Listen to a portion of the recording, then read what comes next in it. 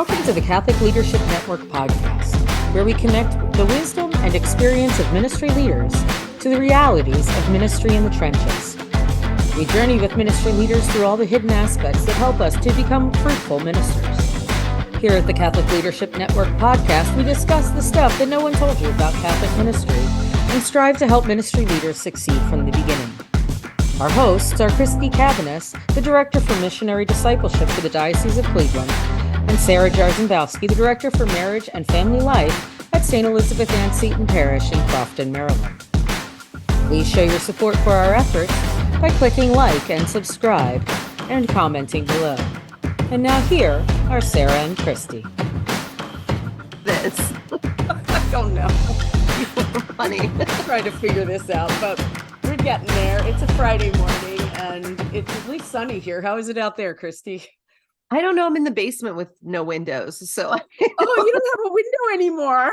No, my window's like way up there and it has a little curtain in front of it. So I can't tell. It doesn't, I don't think it's rainy today in Cleveland, but it's fine. Right.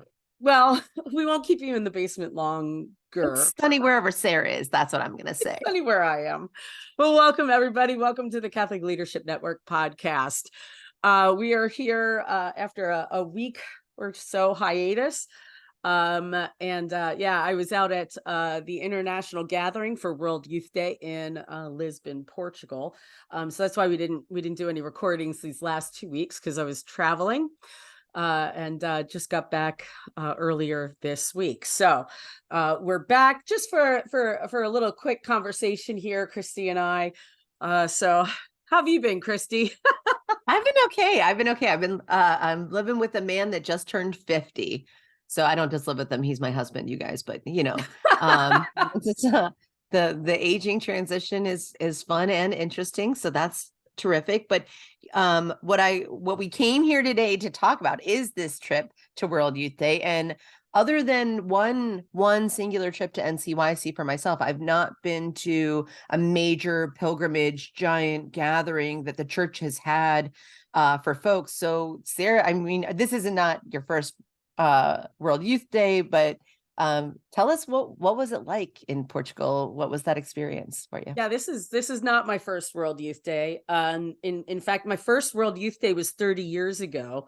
At the World. You're not old enough for that. No, I'm not old enough, right? Well, I was at World Youth Day in Denver in 1993, and that was a watershed moment for the youth ministry here in the United States. That was the first time. So World Youth Day began in the 80s with Pope John Paul II, and in 93 was the first time that it was opened up to high school students. And here in the United States, high school students, because it was very easy in the United States for us to get there, we got there. Awesome. And so that was my first experience. And I've been to a number of them ever since. I've taken pilgrims. I took pilgrims to Toronto and Cologne and Madrid. Wow. And then in recent years, I've worked as a consultant alongside of my husband at the USCCB to work with the bishops in just making sure that they can get where they need to go at World Youth Day. Now, let's start by saying that it's not really for high school students, right? Sorry, guys. Right, it's not really for high school students. Yeah. People really do need to be able to critically think when they go on a trip like World Youth Day. You need to be able to find your way home. Yeah, your own hotel or place of residence for the week. You need to be able to make some critical thinking skills, and beyond that high school mentality or mindset. So I would not suggest this for high school students. World Youth Day is an international gathering of young adults, young people. So it's really for those who are 18 to 29-ish. Though we go up to 35-ish, so it's somewhere in there. I would look at it more for those who are part of the Hispanic Pastor Juvenil, that age range. That is really what World Youth Day is. Youth translated into the American language is different. Youth, it would really more be young adult, World Young Adult Day. And it's also not a day, it's like a week of events, right? Yeah, So it is. there are many misnomers in this title. And so it is a pilgrimage, meaning that we are journeying. It's a retreat also, which means it's very personal. It's very much about doing a bit of internal digging into our spiritual connection with our loving God. And it's also connecting with those who are around us and on this journey together. Cool. And so there are, leading up to the big events, we have 3 days of catechesis. In the morning, we listen and learn from various bishops. So there are various languages, all like lots of languages. Like, I couldn't even tell you how many languages, but there are 5 main languages that World Youth Day connects in. And we have catechesis in those languages. Now, the United States was in charge of, I think it was 14 sites, to make sure that we had people who were facilitating the conversations. So we had animation teams, or rise up teams, as this year we called them, because Mary arose, rise up. She made way with haste. This was all part of the theming.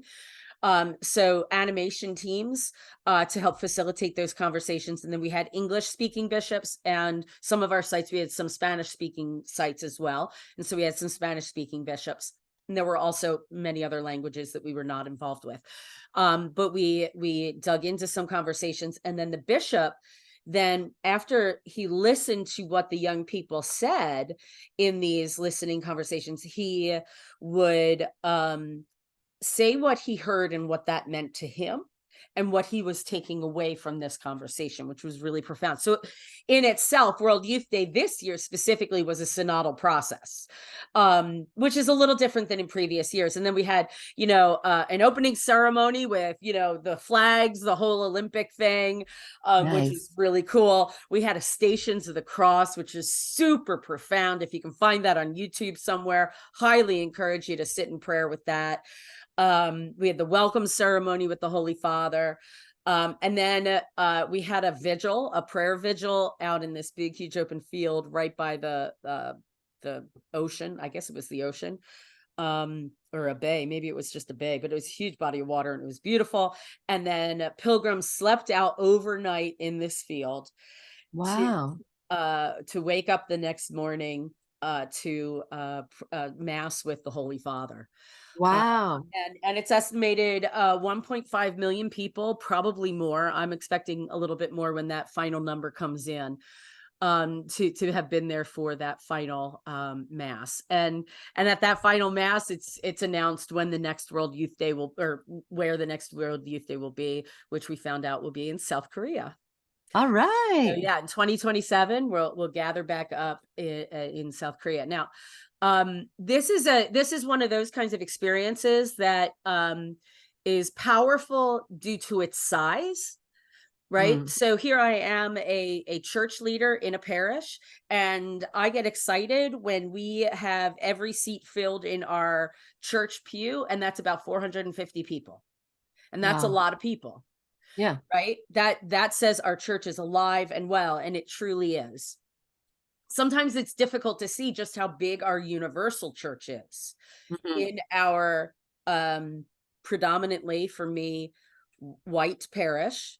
I sometimes can see the universal when we see some of our African parishioners come to mass, when we see our Vietnamese folks come to mass. So sometimes there are some of those that come, and I think, yay, universal church, right? World Youth Day, we're looking at, I want to say there were a couple hundred nationalities, I think, that were represented here. And when you look out at a sea of people, thousands, hundreds of thousands of people, I think the smallest gathering was 500,000 people. Wow. 500,000 people for the welcoming was the smallest gathering of It's this. just mind blowing, right? I mean, It like you're is. just, I know, like whenever I moved from living in suburban Greensburg, really more rural area, Yeah. and I moved to downtown Baltimore, and I used to say that to the people back in Greensburg, it's like the number of humans. So I can't even fathom, like, I guess how many people fit into like a football stadium? Like, 40,000, yeah, so like maybe. So that's like it's times 10 plus. more I than mean, that. Yeah. over and Yeah. over. Yeah. So Yeah. wow. Yeah, That's and it amazing. is tough to comprehend, and there was one moment I was walking back from one of the big sessions. I was walking back to where we were staying. I got separated from my group and I just stood out in the massive crowd watching people getting to where they wanted to go, and I just stood there watching this literal sea of humanity just moving and ebbing and flowing, and just feeling um the joy and the hope and the peace that was just all there, and they were all excited to be there. They all wanted to be there, people who Yeah. wanted to be there, which was very exciting.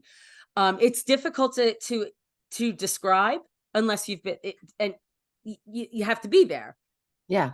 right?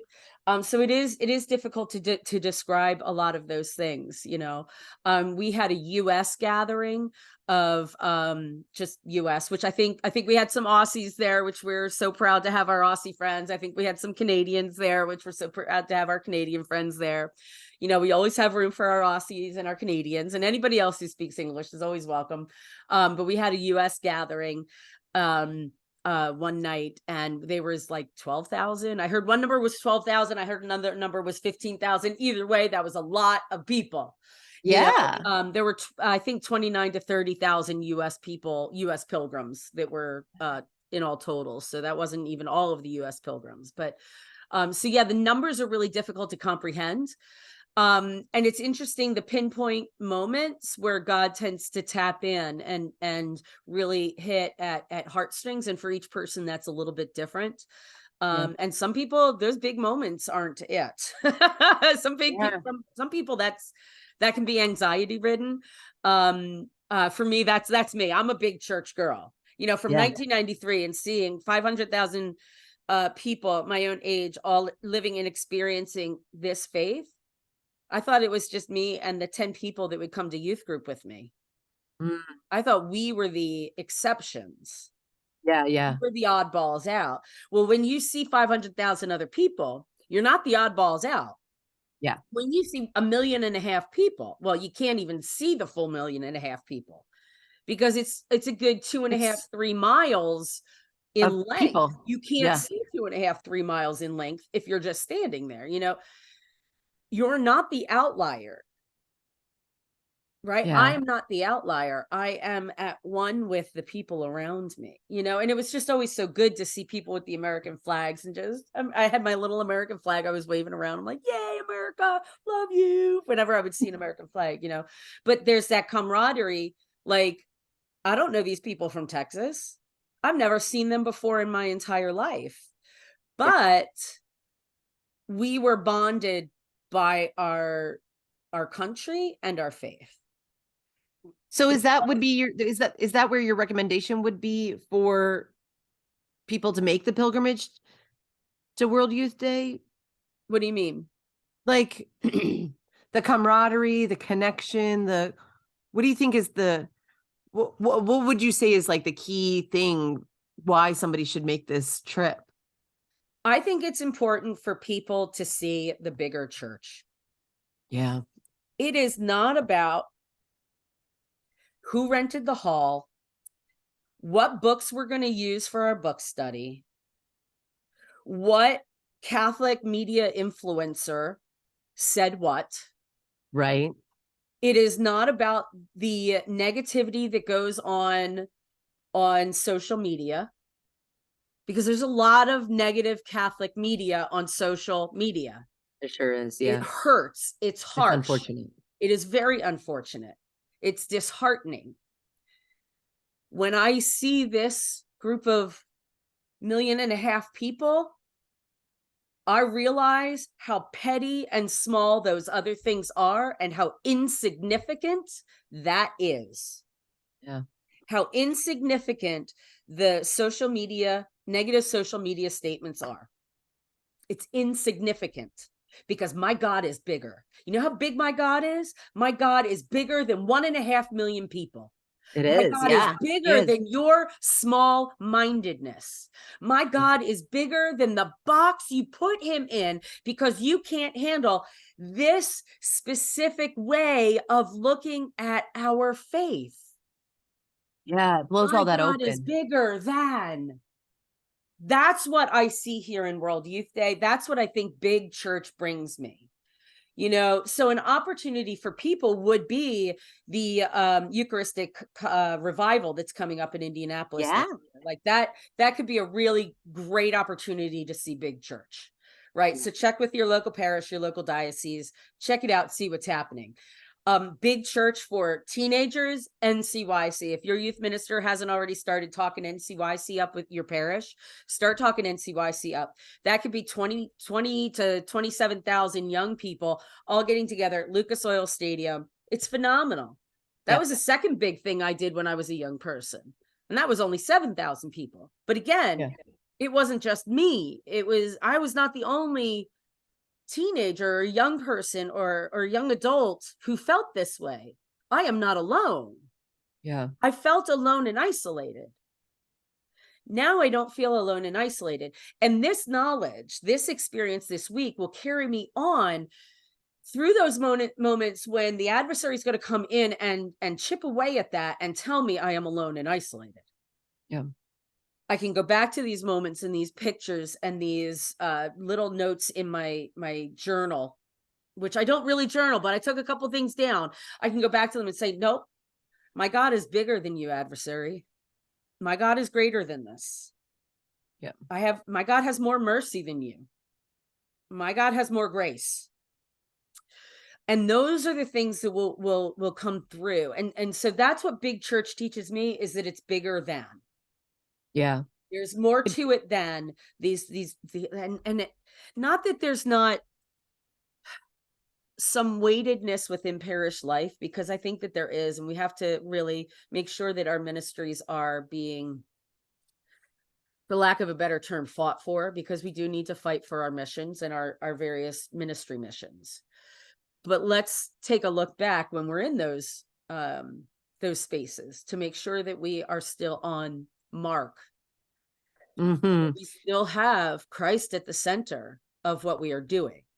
Yeah. Right? Is God still at the center of what we are doing? Or is it just that, I feel like nobody cares about me, so I'm going to push for this ministry because I feel like nobody cares about me? Yeah. Is it about me? Is it about somebody else? Like, we have to really pay attention to some of these. So I think the pilgrimage really shows, it helps to show a greater than. Yeah. And I don't think that there is anything else that I have seen that really helps to see universal church in such a profound way. I think NCYC is a starting point. I think that some of those national gatherings are a starting point. I love conferences. So those of you, LA Congress coming up in the spring, I'm hoping to be there. I don't know. We're going to see if we can make that work. That's another really good one. That's another really good big church.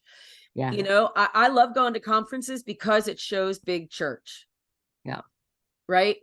It again reminds me to get out of those small myopic spaces that I can put myself into. So that's why I recommend it. I also think that God reveals himself in new ways, in profound ways. I mean, just listening in different ways, and a couple of things just popped up for me, was just like the small yeses matter. We don't have to be big and profound in what we do. Just make the small yeses, and that was just a good reminder to me. There were just a bunch of reminders for me. Make the small yeses. Preach the gospel always. Use words if necessary. Like, we need to live the gospel, like, yeah, I've been saying that for years, but I got that in a different way this time. I got that in a more profound way that connected with a different ministry that I'm working with in a different way. So yes, we might have heard, certain scripture for years in our life, but in this moment, with these people, with this large atmosphere, I heard it in a different way. Yeah. Yeah, that's So really that's cool. why I recommend it. That's why I recommend large church. Yeah. And I think too, you touched on, what you're bringing back from this experience Sure. specifically. But I think too, before we started recording, guys, Sarah and I talked about this a little bit, and she mentioned a couple of the places that things were opened up for her. And I think a different kind of music, a different Oh, kind of yeah. prayer, a different way of praying a prayer you've always prayed. Like you Mhm. talked about us, the Stations of the Cross, Yeah. and the synodal listening process being implemented as part of the creation of the reflections for the Way of the Cross. Yeah, the Way of the Cross was really profound this year. Again, if it's on YouTube anywhere, I really encourage you to watch it, because the team of performers for this one, um, and whoever the director choreographer was for this, they went on a listening a synodal path for this to figure out what everyday life connects with those stations, and what is really at work in the lives of young adults that would connect with the stations. And they Mhm. use that as imagery in their art, in their physicality for each of those stations. And it was just really, really very profound. Um, and I was watching it on a screen. I wasn't watching it, the whole stage in front of me. So I got to see what the cameraman saw, and they zoomed in on one performer at the very end after Jesus died.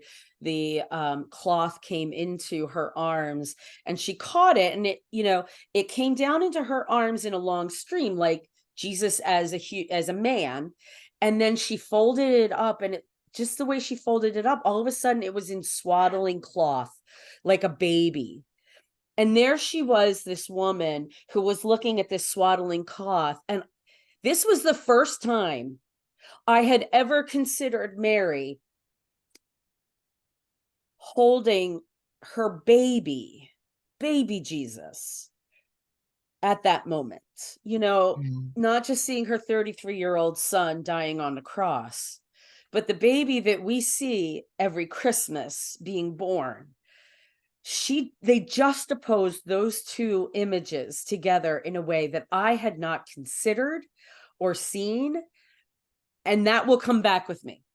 Yeah. When we hit Lent this year, I will think about that, and I will consider that. When we hit Christmas this year, I will think about that. Those two images now, I think, will be brought together in my mind way more often than it never was before. So I've done the Way of the Cross. I've done Stations of the Cross. I've done modern Stations of the Cross. For those of you just listening, I did air quotes there. Modern. I've done those. I've done, hey, where do you, but the young adults who put this together really did find a profound way to um connect each station with something that is very, very relevant to our young adults today. And so those of you who might be beyond the young adult age range, who are connecting with young adults as parents, as catechists, as teachers, whatever, let's see if we can find it somewhere, and pay attention to it, because um, they were really bringing up heartache, and some things that they feel that are good things for us to pray over and pray about. Yeah. It's really good. Yeah. I just say to the folks, to our listeners, I think that there's two things that are at play here in my mind. Is one, the importance of retreat and the time away, and to get to have an experience of God in a different way than you're used to. 100% do that for yourself. I know you're super busy, you've got a zillion Yeah, things going on, but taking the time away is extremely important. And then yeah, having this opportunity to be part of big church and widen your view to see that your way of doing church in your home parish is not the only way to do things. yeah, So, the buttoned up seriousness of North American uh, Anglo influenced yeah, methodologies is not the same as an African liturgy. both are equally holy, Yeah. and even, what's happening for Eastern Europeans or folks from the South Pacific area or Asian cultures. There are ways to celebrate the Lord in our life, and we need to be able to be part of these different kinds of cultures, because it's what makes us the universal church, is that God is everywhere in all ways, in all cultures, and we need to open up our eyes a bit to broaden that view. Can I tell you, cool moment? Yeah. Talking about cultures, cool moment. So I was at the very beginning of the week, I was helping one of our US consultants looking at the spaces that our bishops were going to be in to do these catechetical sessions. And Yeah. we walked into one of the churches, and they were praying in a foreign language, a language that I wasn't sure what it was. It was not a European language. So it wasn't a Romance language. It was not a Germanic language. So it wasn't, well, yeah. So I just stood there stunned in what I was hearing. This beautiful old church, probably 1500s, like Yeah. super old church. And it was giving me chills just listening to this language that was being prayed in. And then I went outside. I'm like, I don't know what language this is. What is this? And we looked on a billboard. This was the Pakistani Catholic Church. They were praying in Pakistani. Yeah. These are the things that I think are cool. Places that I Yeah. don't think our Catholic faith has a grasp. I mean, in the US, I'm going to just do a really quick promo though for the diocese I work in right now. Yeah. Is as part of the Eucharistic revival, our team wrote a revival prayer. It was before I got there, so I can't take any of the credit at all. But if you go to the Diocese of Cleveland and you go under the Eucharistic revival, we have a video because we translated that prayer into the 14 languages that are spoken at masses here in the diocese. And then what they did for the recording is they brought some folks in for adoration, and then they did the voiceover of the prayer, and you'll hear it in different sections. So in Polish and in Swahili and in French and in Spanish. And they also even had the prayer printed out in Braille for the blind folks that are in our communities. Amazing. So, I mean, there are places and pockets in the US where we recognize this, and there are parishes across the United States. There are Korean parishes and Filipino parishes. I'm sure there are parishes. Well, there's some here in Cleveland that are African parishes where they speak Swahili and the mass is prayed in Swahili. So like embracing and recognizing those cultural experiences is something we should do more of in the US, because we are such a melting pot, remember? Yeah, So we are. Actually, I thought it was neat too, this year for the first time that I remember is they had ASL, American Sign Language, on the Jumbotrons. But then they also had like 6 people who were translating the songs, specifically music translation, which I thought was interesting because there was such a different dynamic to translating that. This was, they really did, the team really did want to make this a very inclusive World Youth Day for all varying abilities. And I did see that on the streets, and as people were walking to and from places, there were people with all varying physical abilities. And I thought that was really profound that the planning team really attempted to make that happen. So again, big church reminds me of various things, reminds me to pay attention to some things when I get back home. I want to talk to our sign language interpreter. I want to, how can I learn some basic sign for those who come to our parish who speak sign language? What can I do?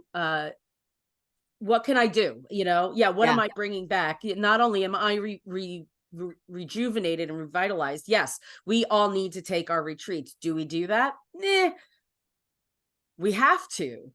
It's easy to say that, but we really do need to put that in there. Our pastors, they block off a week every year, folks. They block off a week every year, folks. Block off your week. Yeah, do it. Block off your week.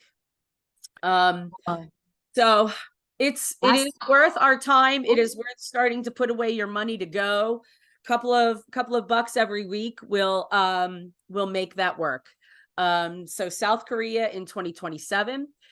In 2025, it is a Jubilee year. It sounds to me like Pope Francis is going to be focusing on various groups of people throughout that year. And there is going to be a focus on young people, young adults in 2025. So there'll probably be something there. So if you're hearing 2025 or 2027, that's the difference. 2025 is a Jubilee year. There's going to be a focus on a bunch of different things. And maybe we can have a separate podcast on what the Jubilee year means, because people are like, what's a Jubilee? It's a very special thing, folks. And we'll get into that later. I'm noticing we're running long. So that's right. Yeah. Go check out Pope Francis's welcome also as part of this. That's a whole thing to unpack for another time, but folks, it really is. You can go to the Vatican website and any of his talks in August. It's one of his talks in August. Awesome. But that was definitely a profound, that was cool to be in the middle of that. Yeah, that was cool to be in the middle of that. Anyway, that's what I've been doing for the past week and a half. Thanks for sharing all that, This Sarah. is a little stuffy, but throat's a little raspy, but it was, this will sustain me until we get close to 2027.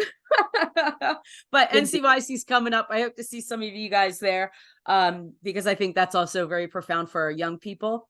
I do know that one's created some vocation calls as well, to all areas of vocation. Helps people to really look at where God is calling them to live out their lives. So young people starting to really take their faith seriously at that. So do give that a look. NCYC, National Catholic Youth Conference. Talk to your youth minister or diocesan coordinator for youth ministry. That information should be out now or very soon. And for grownups, the LA Congress next year, and the National Eucharistic Revival Congress that's coming up next summer. Yeah. Check them out. Yeah, that one's going to be in Indianapolis too. So those of you who know NCYC, you're going to know the facility very well for the Congress. So yeah. Super awesome. Cool. Thanks, Sarah. All right. Thanks, everybody. That's going to call it for this week. And we'll see you, I think, next week. We're going to give it a good old college try. All right. See you, folks. Thank you for joining today's podcast. Please click the like and subscribe. And if you find this important to the conversations you're having in your local ministry, please share and join the conversation in the comments below. Thank you, and we'll see you next time on the Catholic Leadership Network podcast.